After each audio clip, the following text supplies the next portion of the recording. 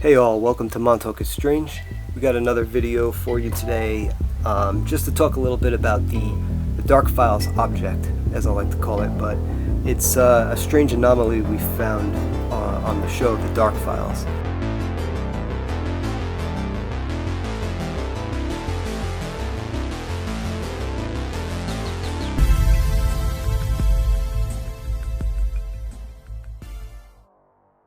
The second test we did was on the Ring Road, which is, a lot of people have guessed that this was a particle accelerator. It does look like one from the air.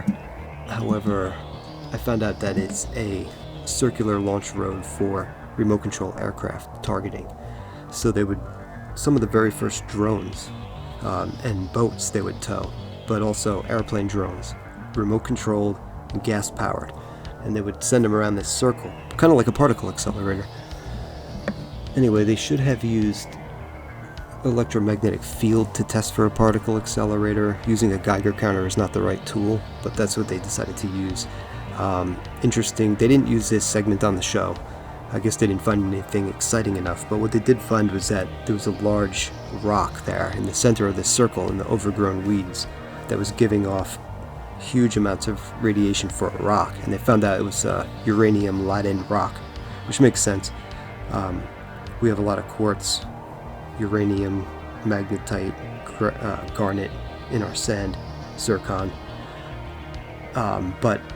So this rock from the glacier was left over, and it has huge amounts of radiation. So the reason we scouted this road is not only because of rumors of a particle accelerator, is that I had told them that we raced around it, as kids, and also we always felt sick when going near this area or afterwards.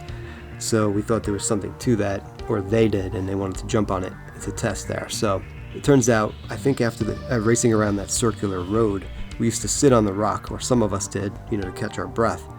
So we're sitting on a radioactive rock. That could be a reason why we felt sick. It could have also been from a number of things, being that that area was used, gasoline, jet fuel. I mean, maybe it's just the whole area is covered in asbestos, lead paint, oil, PCBs, all kinds of things. So we could have got sick from any number of reasons. So this test wasn't used.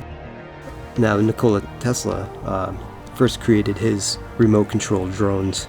I think in the year around the turn of the century, 1900, around 1903-4, Tesla, Madison Square Garden, demonstrated his remote control boats in a small pool.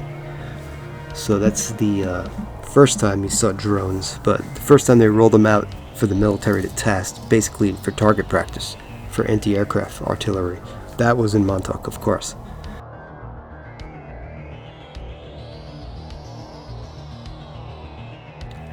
You can see the location of the first test that we did on the Dark Files, on the ocean bluffs, southwest corner of the base, directly next door to Peter Beard's property, which we'll cover at another time.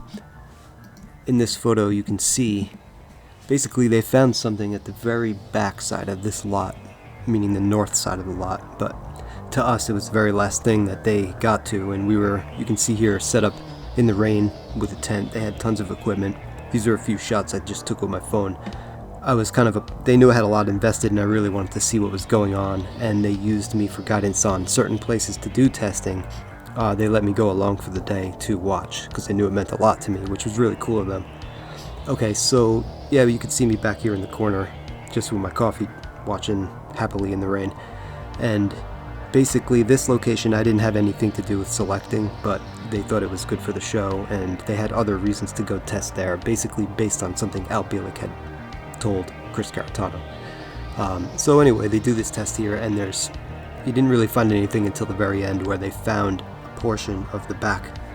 The soil was disrupted, or the soil was, basically they thought something was dug up and then filled back in, so the soil didn't match the other soil around. It was disturbed, the area. That's how they worded it. And it was down, about 8-12 feet in that one location. So later on I was checking on Google Earth, and I found this later shot where it looks like almost like somebody was mowing a lawn. It looks kind of like the shape of a whale, but they were going back and forth in a grid kind of search, and then they stopped at one point Basically, it looks like they found whatever they were looking for, and that turns out to be the exact area that they found, GeoView found, as a disturbed area. So, military base, it could have been a dump site. Maybe they buried something, and then before this whole toxic cleanup, Army Corps study and Parsons University study, maybe they went and retrieved something that wasn't supposed to be there. That's my best guess, but that's a long shot, and there's no real way to find out. But it's interesting to find that this photo's out there, and it matches up perfectly with this testing that they did. So they did use this segment for the show, but again, it had nothing to do with any underground base. But there is a hatch nearby, so you never know. Next, we have awesome shot from the drone. I think I'm in the back here taking a picture of this drone. And here's that picture of the drone above the radar. Kind of looks like a little UFO, but it's very blurry camera phone and not the best phone. Great shot of the radar. Okay, this, on the first day of filming, we did an entire day of filming there, which we didn't use any of it. It ended up on the editing room floor.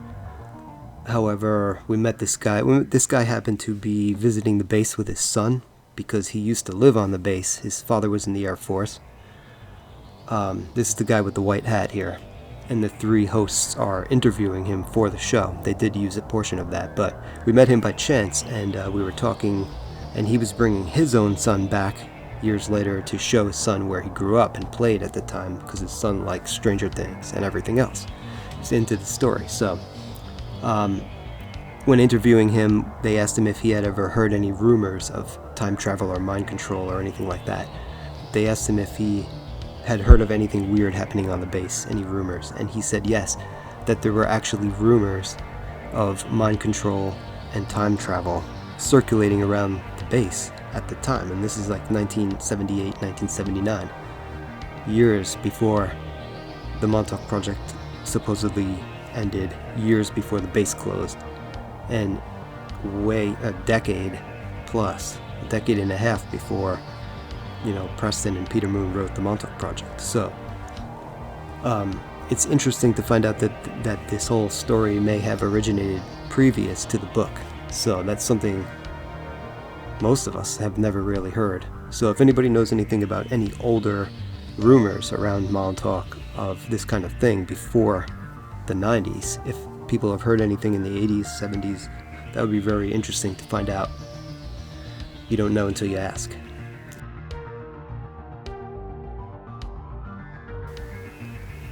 Okay, the third and last test on the Dark Files was the one I was looking forward to the most. He said, where do you guys want to go? And we kept emphasizing this area here is probably the you should have did it first. It's the most important.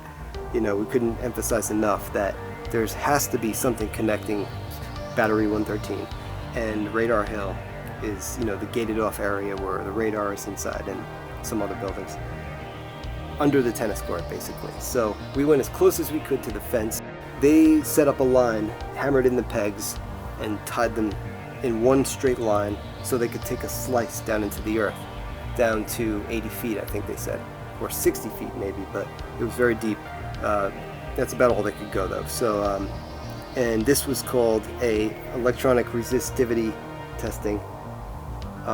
So basically they're testing the resistance of certain metals and the soil. And the thing is about this test result, when they do the big reveal at the end, there's a problem, because when they did the graphic on screen, they stretched it, or no, they compressed it, so they smushed it, making it the objects taller and not the proper dimensions. So the only way to see the real shape on the Dark Files is if you look. I'll just put a quick flash or a quick screen grab, that this area here where they show the results on the laptop, you can see this is the real shape of what everything is here.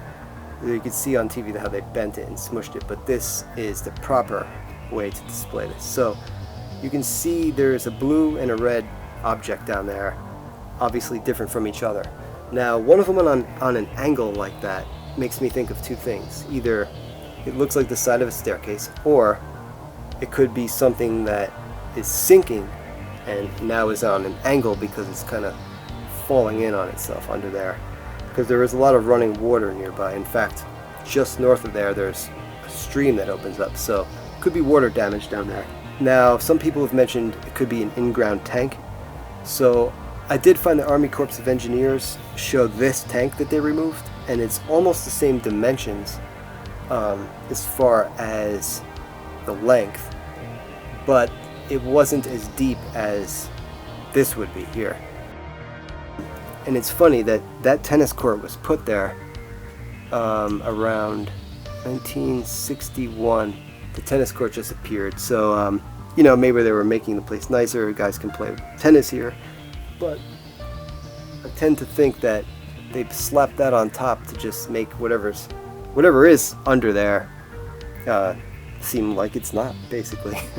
As far as those 3 tests, it was great to find that structure, whatever's down there. It's pretty deep, and it's in a weird position. Now, obviously, there's a tunnel that goes from Battery 113 30 feet below ground level.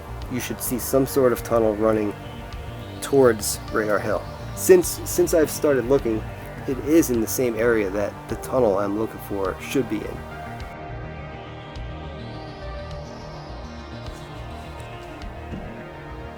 Some of these images are from the History Channel show and copyright protected. They're not my images, just basically showing screenshots, only because I helped behind the scenes.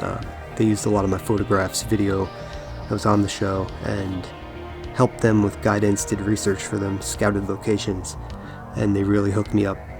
So, you know, I don't think this is for educational purposes. So just want to let you guys know I'm not claiming these particular graphics as my own.